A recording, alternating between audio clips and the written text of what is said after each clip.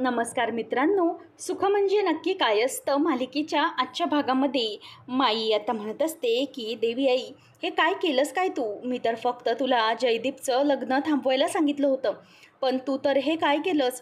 त्या पाहुणीला साप चावला. देवी, आम्ही असं तर सांगितलं नव्हतं. तिची काळजी घे देवी आई, तिला काही होऊ देऊ नकोस, असं माई आता हात जोडून म्हणते आणि लक्ष्मी पण त्यावेळेला हात जोडत असते.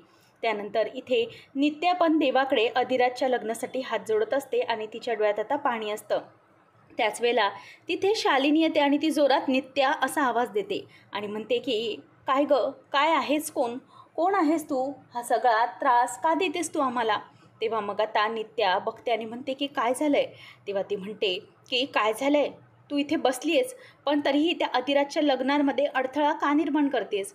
पुन्हा त्या अधिराजचं लग्न लावायला निघाले होते मी. त्या अधिराजचं आणि पाहुणीचं लग्न होण्यासाठी काय काय नाही केलं, पण तरीही आता हे सगळं घडतंय. त्या पाहुणीला साप कसा काय चावला आणि तिचं लग्नही आता थांबलं. तेव्हा नित्या म्हणते की काय, पाहुणीला साप चावला? कशी आहे ती? बरी आहे का? नाही म्हणजे तिला हॉस्पिटलमध्ये घेऊन गेलेत का? तेव्हा शालिनी म्हणते की ही तुझी नाटकं आधी बंद कर, उगाचच पाहुणीची काळजी आहे असं दाखवू नकोस. तेव्हा नित्या म्हणते की नाही, मी नाटक करत नाही, मला खरंच पाहुणीची काळजी आहे. ती काही माझी शत्रू नाही आहे. मला खरं खरं सांगा काय झालं आहे ते? शालिनी म्हणते की तू हे सगळं मुद्दाम करतेस ना? तेव्हा नित्या तिला म्हणते की मुद्दाम मी नाही, तुम्ही करत आहात. तुम्ही इतकं सगळं होत आहे तरीही त्या पाहुणीचं आणि अधिराजचं लग्न लावण्याचं अट्ट धरून बसला आहात ना, म्हणून हे सगळं घडतंय. पण एक गोष्ट लक्षात ठेवा, कितीही काही झालं तरीही अधिराजचं आणि पाहुणीचं लग्न तुम्ही लावू शकून देणार नाही. कारण अधिराजचं लग्न हे फक्त आणि फक्त माझ्याबरोबरच होणार आहे. मी बाहेर येणार आणि माझं लग्न आता अधिराजशीच होणार, अशी धमकी आता शालिनीला ती देते. तेव्हा शालिनीला अगोदरचा जन्म आठवतो नित्याचा आणि त्याच वेळेला तिथे जेव्हा तिने नित्याला दुसऱ्या रूपात म्हणजेच गौरीच्या दुसऱ्या रूपात पाहिलेलं होतं, तेव्हा चंदा असताना तिला म्हणालेली असते की तुम्ही किती काही करा पण मी इथून बाहेर पडणारच, असं म्हटल्यावर आता शालिनीला तिचं आठवतं आणि ती म्हणते की नित्या तू गप्प बस, लक्षात नाही तुला की मी कोण आहे ते? तुझं काय करेन ना तुलाही माहिती नाही. तुझा जीव आताच्या आता मी घेऊ शकते आणि आताच्या आता श्वास मोजायला सुरुवात कर, तुझा जीव इथेच घेऊन टाकते, चल, असं म्हणून नित्याचा गळा आता ती दाबायला लागते. नित्या आता तिला काहीच बोलत नाही, नित्याने फक्त तिचा हात धरलेला असतो. शालिनी म्हणते की तुला माहिती नाही आहे मी कोण आहे ते आणि मी काय काय करू शकते ते. आता तू जर इथून जेलच्या बाहेर असली असतीस ना तर आत्ताच्या आता तुझा जीव घेतला असता मी, लक्षात ठेव. तेव्हा नित्या रागाने तिच्याकडे बघायला लागते आणि जोरात तिचा हात ती आता झटकावून लावते आणि म्हणते की हे बघा, काय ना काही झालं तरीही तुम्ही काही माझ्यापासून जिंकू शकत नाही. शेवटी शेपूट वाकडं ते वाकडंच राहणार आहे तुमचं, ते कधीच सरळ होणार नाही, असं सरळ नित्या तिला बोलते. त्याच वेळेला शालिनी म्हणते की हे बघ, तू आत्ता इथे आहेस ना जेलमध्ये, म्हणून तुला हे सगळं बोलता येते. जर बाहेर असली असतीस ना तर तुझी जीभ हासडून तुझ्या हातात तर दिलीच असती, पण लक्षात ठेव मी काय काय केलं असते ते. तेव्हा नित्या म्हणते की तुम्ही असंच करणार, काही झालं तरीही तुम्ही जिंकू शकणार नाहीत माझ्यापुढे, असं म्हणून ती आता निघून जाते. नंतर आता राजमा रडत असते आणि माई म्हणत असतात की आता काय करायचं, गौरीला कसं सोडवायचं, सगळे टेन्शनमध्ये असतात. तितक्यातच आता ती जगदंब नावाचा म्हणजेच देवीचा धावा करत असताना शेखरदाजी म्हणतात की आता गौरीला कसं काय सोडवायचं या सगळ्यातून. तेव्हा माई म्हणते की काहीतरी उपाय शोधला पाहिजे, ती शालिनी खूप चतुर आहे, ती मुद्दाम काहीतरी करेल. तेवढ्यातच आता लवली उठतो आणि तो स्वतःची ट्रंक काढतो आणि त्या ट्रंकेमध्ये काय शोधतोच असं सगळेजण विचारतात. तेव्हा तो म्हणतो की यामध्ये ना ते वकिलाचं कार्ड आहे, जेव्हा राजदा फसला होता ना तेव्हा नित्या मॅडमने मला दिलं ते कार्ड, त्या कार्डमध्ये नंबर मिळाला ना तर मग आपण मॅडमला सोडवू शकतो. तेव्हा शेखरदाजी म्हणतात की हो, जर त्यांचा नंबर मिळाला ना तर आपलं कामच झालं समजायचं. तेव्हा अधिराजचा सोडवण्यासाठी हा वकील वापरला होता असं लवली म्हणत त्याला कार्ड सापडतं आणि हे ऐकल्यावर शेखरदाजी देवीचे हात जोडतात. माई म्हणते की देवी आई, तूच आता या सगळ्यातून मार्ग दाखव ग बाई. तर इथे पाहुणी ही शुद्धीवर येत असते. ती झोपेत असताना सगळेजण तिच्याकडे लक्ष ठेवून असतात. त्याचबरोबर आता इथे विमल आणि अधिराज बाकीचे सगळे टेन्शनमध्ये असतात. तेवढ्यातच आता पाहुणीला हळूहळू जाग यायला लागलेली असते, ते सगळेजण रेस्ट हाऊसवर असतात. आता पाहुणी उठल्याबरोबर अधिराज म्हणतो की झोपून राहा, पडून राहा, तू काही उठण्याची गरज नाही. तेव्हा ती म्हणते की राज, हे समजा काय व्हायला आहे ना, मला खरंच काही कळत नाही. तेव्हा विमल म्हणते की पाहुणे, हे लग्न मी तुला सांगितलं होतं इतक्यात करू नकोस. तुला मी सांगितलं की आता काहीही मुहूर्त नाही, तरीही तू लग्नासाठी तयार झालेलीस. ती आता उठायला लागते तेव्हा अधिराज आणि विमल झोपायला सांगतात. तात्या म्हणतात की पाहुणे तू शांत हो, तू जरा आराम कर, तुझी तब्येत ठीक नाही, तुला आरामाची खूप गरज आहे, अजूनही तुझ्यामध्ये थकवा जाणवतोय. तेव्हा ती म्हणते की हो मी करते आराम, आणि असं म्हणून ती शांत डोळे पिटून बसलेली असते. त्याच वेळेला ती मनातच म्हणते की आता मी तुमचं ऐकते थोडे दिवस, नंतर बघा या म्हातारीची कशी वाट लावते ते. प्रत्येक वेळेला माझ्या प्रत्येक स्वप्नावर यांनी पाणी फिरलंय ना, बघतेच यांना लग्नानंतर कशी करते ते. नाही त्यांना इशाऱ्यावर नाचवलं ना तर माझं नाव नाही पाहुणी, असं तिने ठरवलेलं असतं. तर इथे आमगाव पोलीस स्टेशनच्या बाहेर वसुंधरा आणि तिचा मुलगा म्हणजेच रावसाहेब दोघे बोलत असतात. तेव्हा रावसाहेबांना ती सांगत असते की इथे काय आपण पिकनिकला आलेलो नाही, त्या नित्यामुळे आपल्याला इथे रोज पोलीस स्टेशनची हजेरी लावावी लागते. तेव्हा रावसाहेब म्हणतात की अहो आईसाहेब, ते दिवस गेले, आता हजेरी तर देऊच, पण ती नित्या पण आता जेलमध्ये आहे. हे ऐकून किती आनंद झाला आहे ना. ती नित्या पण आता जेलमध्ये जाणार, सगळे मजा येणार आहे. तेव्हा हे ऐकल्यावर तिला काचेच्या आरशातूनच नित्या आणि वकील दिसतो. तेव्हा लगेच पुढे वसुंधरा म्हणते की कुठे जरा आनंदाचं बरसात आली तर मध्येच विरजन लागायलाच असतं का. तेव्हा रावसाहेब म्हणतात की काय झालं. तेव्हा ती म्हणते की बघ नित्य अधिकारी आहे, तिच्याचबरोबर तो वकील आहे, आणि हे सगळं काय झालं असेल, कोण केलं असेल काय माहिती. नंतर रावसाहेबला तिला बघितल्यावर खूपच धक्का बसतो. माई म्हणतात की ही अचानक इथे कशी काय आली, कारण हिला सोडवलं तरी कोणी. तितक्यात माई आणि शेखरदाजी तिच्याकडे जातात आणि माई वकिलांचे आभार मानत म्हणते की वकील साहेब खरंच खूप खूप धन्यवाद तुमचे. तेव्हा ते म्हणतात की खरं तर धन्यवाद हे आमच्या साहेबांचे माना, त्यांनी मॅडमचा जामीन करून दिला, तो फक्त मी इथे आणला. तेव्हा ती म्हणते की हो तुमचे आणि वकील साहेबांचे पण आभार, खरंच तुमच्यामुळे आज आमची नित्या सुटली, असं म्हणून ते आभार मानत असते. त्याच वेळेला शेखरदाजी म्हणतात की आता सगळं व्यवस्थित होईल, या सगळ्यातून फक्त आमच्या नित्याची निर्दोष मुक्तता करा. तेव्हा लगेच पुढे वसुंधरा म्हणते की बघ की अरे ती म्हातारी ती नित्या संकट कशी काय बोलत आहे.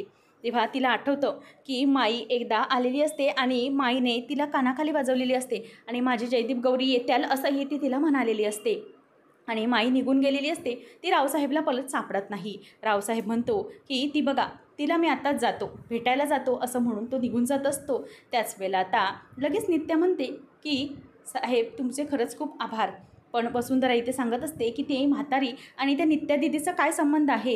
एक काम करा, हा फोटो ब्रेकिंग होईल, तुम्ही फोटो काढा. तो सरळ काढत असतो तेव्हा ती म्हणते की जरा लपून फोटो काढा. मग त्या दोघींचाही तो व्यवस्थित दोघीही दिसतील असा एक फोटो काढून घेतो आणि रावसाहेबां म्हणतो की कोणाला पाठवायचा आहे. तेव्हा ती म्हणते की तुमचा अल्बम करून घ्या फोटोचा आणि तुमच्या लग्नाच्या अल्बममध्ये घाला. नित्या तिकडे बघते तितक्यात दोघंजणं पटकन गाडी मागून गायब होतात. आणि नंतर माई म्हणते की गौरी, माझी गौरी, या सगळ्यातून तर सुटलीस ग, पण आता इथून पुढं खूप संकटं येणार आहेत. आता या संकटातून सुटलीस, पुढे अजून संकटं तुझी रांग लावून आहेत. तेव्हा शेखरदाजी म्हणतात की काळजी करू नका, ती शालिनी तिचे डावपेच खेळणारच आहे. तेव्हा ती म्हणते की नाही, आता काळजी मला करायची नाही तर त्या शालिनीला करावी लागेल. आता मी या सगळ्यातून सुटली तर आहे. तेव्हा लगेच माई म्हणते की आपण एक काम करूया, आपण इथून जाऊया, नाहीतर काय ना कोणीतरी उगा आपल्याला बघायचं आणि मग मोठा प्रॉब्लेम व्हायचा. तेव्हा गौरीला ती म्हणते की तू व्यवस्थित राहा, शालिनीपासून घाबरून राहा, कारण का ती बाई काही करू शकते. तेव्हा नित्या म्हणते की आता मी तिच्यापासून अजिबात घाबरणार नाही, आता घाबरायचं आहे ते तिला, कारण आता ही गौरी तिला एक नाही तर 100 भारी पडणार आहे. असं म्हणून तिथून आता नित्या निघून जाते आणि दोघंजणही तिच्याकडेच पाहत असतात. तर शालिनी ही तिथेच रूममध्ये चालत असते आणि म्हणते की आता मी पाहुणी बरी झाली की अधिराज आणि पाहुणीचं लग्न लावून टाकणार, नित्या तिथं जेलमध्येच बसणार आणि सडत राहणार. या सगळ्यामध्ये उपयोग कोणाचा झाला तर माझाच उपभोग होणार सगळ्यामध्ये, नाहीतर माझं नाव शालिनी असं म्हणायच्या अगोदरच तिथून नित्या शालिनी शिर्के पाटील असा आवाज देत आतमध्ये येते. शालिनी तिला बघून धक्क्यातच जाते. ती म्हणते की नित्या तू इथे कशी काय, तू तर जेलमध्ये होतीस ना. तेव्हा ती म्हणते की हो निघाले मी जेलमधून, मी तुम्हाला सांगितलं होतं की मी जास्त वेळ जेलमध्ये राहणार नाही, मी निघणारच, तुमच्या तोंडासमोर येणारच मी, आणि तुम्ही तोंडावर पडणार हेही सांगितलं होतं. असं म्हटल्यावर ती हसायला लागते.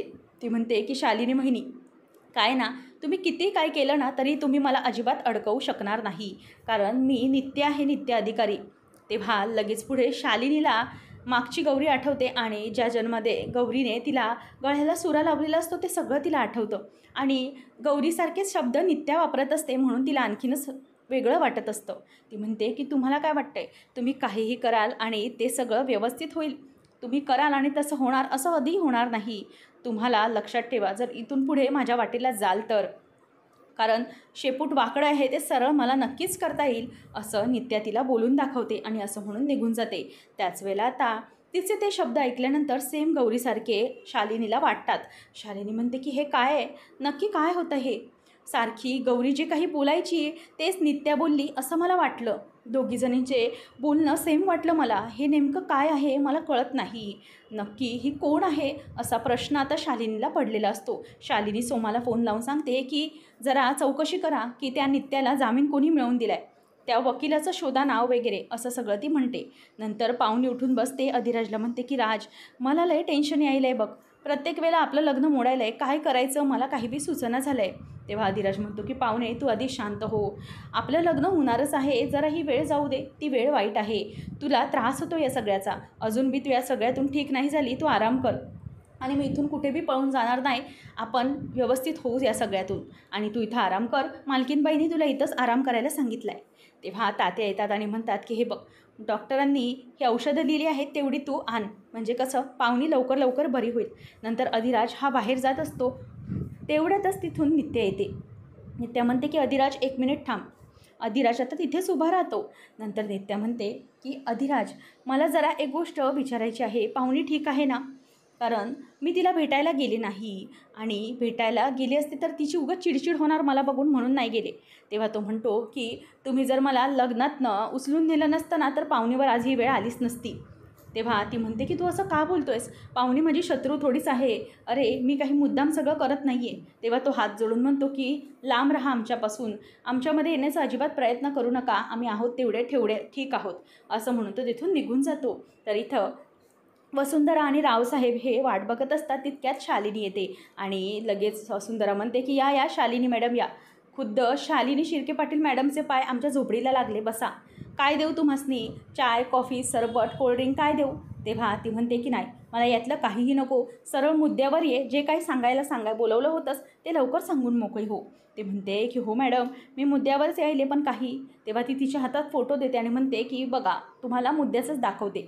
तेव्हा शालिनी तो फोटो बघते आणि समोर माईचा चेहरा दिसल्यावर तिला धक्काच बसतो. ती म्हणते की माई, ही माईच आहे ना? आणि ही अजून जिवंत कशी? असं म्हटल्यावर तिला 440 वोल्टचा झटका लागतो आणि ती तिथेच उठून ताडकन उभी राहते. त्याच वेळेला वसुंधरा म्हणते की काय हाय की नाही ब्रेकिंग न्यूज, म्हणूनच म्हटलं तुम्हाला हा फोटो दाखवावा. आता तुम्हासनी शोध घ्यायचा आहे की ही माणसं कोण आहेत जी हिला मदत करत आहेत. आता हे ऐकल्यानंतर शालिनी म्हणते की नक्की माई आहे, पण ही तर गचकली होती ना. तेव्हा तिला तेव्हाचा सीन आठवतो, जेव्हा तिने दादासाहेबांना मारून टाकलेलं असतं आणि त्याच धक्क्याने माई तिथेच पडलेले असतात. ती म्हणते की हा म्हातारीला तर अटॅक येऊन ती गेली होती, मग नेमकं हे सगळं काय झालं, असं ती विचार करू लागते. पुढच्या भागामध्ये पाहणार आहोत की नित्या ही राजमाबरोबर जात असते. त्याच वेळेला तिथे शालिनी येते आणि म्हणते की हे नेमकं सगळं तुमचं काय आहे आणि तुम्ही कुठे निघाला आहात. तेव्हा मग तिला नित्या म्हणते की तुम्ही जे काही केलं आहे ना त्या सगळ्यांचा हिशोब मला करायचा आहे, असं म्हणून नित्याबरोबर लक्ष्मी तिकडून निघून जात असते. आणि त्याच वेळेला शालिनी म्हणते की जा जा, तुला जिथे जायचं आहे कुठे जा, पण तुझा हिशोब आता नक्कीच चुकता होणार गौरी. तेवढ्यातच आता तिथून जोगतीन येते आणि ती जयदीपला म्हणते की बाळा, काळ हा टपून बसलेला आहे, काळजी घे. तर अधिराज हा जंगलात जात असताना त्याच्यासमोर रावसाहेब उभा असतो. आता रावसाहेब नेमका अधिराजबरोबर काय करणार हे पाहण्यासाठी चॅनलला नक्की सबस्क्राईब करा.